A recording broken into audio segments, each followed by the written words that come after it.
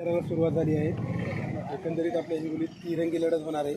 काय सांगाल, एक तिरंगी लढत होणार आहे, तुमची काय प्रतिक्रिया आहे? सर्वप्रथम आमची लढाई ही शिवसेना म्हणजे महायुती विरुद्ध वंचित बहुजन आघाडी ही राहणार आहे। कारण की सर्वांना माहिती आहे की आम्ही एक सर्वसाधारण घराण्यातले एक सर्वसाधारण उमेदवार दिलेला आहे शिंदे साहेबांनी।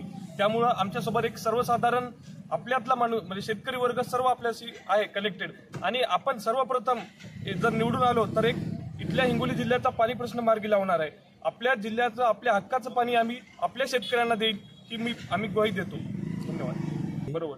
आणि एक नवीन उमेदवार आहे आणि हिंगोलीकरांना बरेच काही असे पाणी प्रश्न प्रलंबित आहेत। तुमचा नेमका कोणता मुद्दा राहणार आहे की तुम्ही सोडणार आहात? सर्वप्रथम जे आपले महायुतीचे उमेदवार आहेत बाबुरावजी कदम कोळीकर हे एक शेतकरी नेते म्हणून ओळखले जातात। त्यांनी प्रत्येक म्हणजे जेवढेही आंदोलन होतात शेतकरी त्याच्यात त्यांनी सहभागी असतात, ऍक्टिव्ह असतात।